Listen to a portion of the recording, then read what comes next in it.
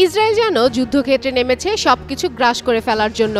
একের পর এক বিমান ও ক্ষেপণাস্ত্র হামলায় কেঁপে উঠেছে গোটা মধ্যপ্রাচ্য। ফিলিস্তিন থেকে শুরু করে লেবানন, সিরিয়া, কাতার, তিউনিসিয়া হয়ে ইয়েমেন পর্যন্ত ছড়িয়ে পড়েছে এই তাণ্ডব।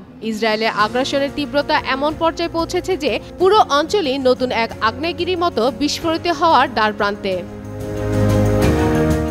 সবচেয়ে ভয়াবহ চিত্র ফিলিস্তিনে। গাজা উপত্যকা পরিণত হয়েছে মৃত্যুপুরীতে। হাসপাতাল, স্কুল, আশ্রয় কেন্দ্র কোনো জায়গায় নিরাপদ নয়। শত শত সাধারণ মানুষ ধ্বংসস্তূপের নিচে চাপা পড়েছে। এই মৃত্যুপুরীকে জাতিসংঘ স্পষ্টভাবেই মানবিক বিপর্যয় বলে ঘোষণা করেছে। অথচ ইসরায়েল দাবি করছে তারা নাকি শুধু দেশটির মুক্তিকামী সংস্থাকে ধ্বংস করার জন্য হামলা চালিয়ে যাচ্ছে। কিন্তু বাস্তবে গাজার প্রতিটি ইঞ্চি এখন মৃত্যু ভয়ে দিন কাটাচ্ছে। লেবাননও রেহাই পাচ্ছে না। সীমান্ত অঞ্চলে দেশটির বিদ্রোহী গোষ্ঠীর যোদ্ধাদের সঙ্গে ইসরায়েলি সেনাদের সংঘর্ষ প্রতিদিনই আরো ভয়াবহ হয়ে উঠছে। গ্রামগুলো জ্বলছে আগুনে। রকেট ও বোমার শব্দে ক্ষণে ক্ষণেই কেঁপে উঠছে দক্ষিণ লেবানন। চারপাশে শুধু আতঙ্ক আর আশঙ্কা ছড়িয়ে পড়ছে যে অচিরেই হয়তো এটি পূর্ণাঙ্গ যুদ্ধের দিকে গড়াতে পারে। লেবাননের পাশাপাশি সিরিয়াতেও ঝাঁপিয়ে পড়েছে ইসরায়েল। হোমস ও লাতাকিয়া থেকে শুরু করে দামেস্কো ও আলেপ্পো একটার পর একটা সামরিক ঘাঁটি গুড়িয়ে দিচ্ছে লেবাননের সেনারা। বাশার আল আসাদের পতনের পর থেকেই সিরিয়া যেন ইসরায়েলের হামলার পরীক্ষাগার হয়ে উঠেছে। দখলকৃত গোলান মালভূমি থেকে নাগাদার আগ্রাসী অভিযান চালিয়ে যাচ্ছে তারা। কিন্তু তাতেও যেন শান্ত হচ্ছে না নেতানিয়াহুর আগ্রাসী সেনারা। কাতারের রাজধানী দোহাতেও চালিয়েছে হামলা, যেখানে ফিলিস্তিনি মুক্তিগামী সংস্থার নেতারা বৈঠকে বসেছিলেন। সরাসরি কূটনৈতিক সম্পর্কের মূলে আঘাত এনে কাতারকে অনেকটা চ্যালেঞ্জ ছুড়েছে তেল আবিব। উপসাগরীয় দেশগুলো এতদিন নিরপেক্ষ থাকার চেষ্টা করলেও এখন তাদের অবস্থান পুরোপুরি বদলাতে বাধ্য করছে ইসরায়েল। এদিকে আবার উত্তর আফ্রিকার দেশ তিউনিসিয়াও বাদ যায়নি এই হামলার তালিকা থেকে।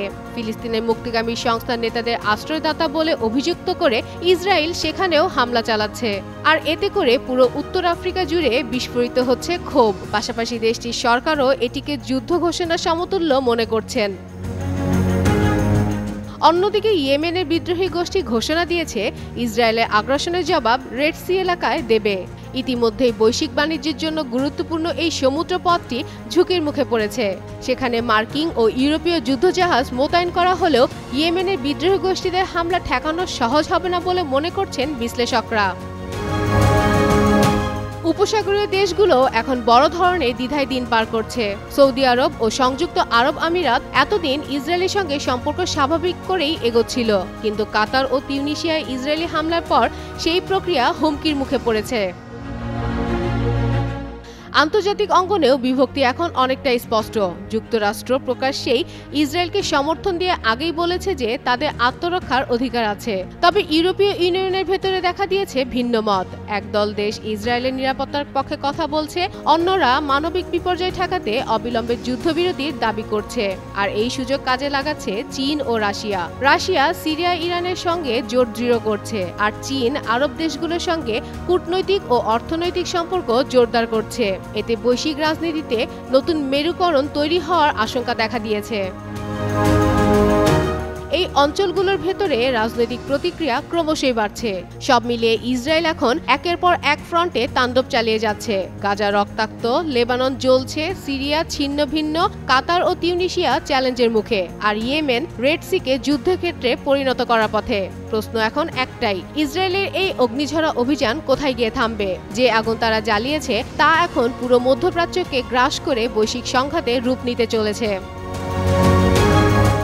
ফাতেমা ফাতেজান, যুগান্তর নিউজ।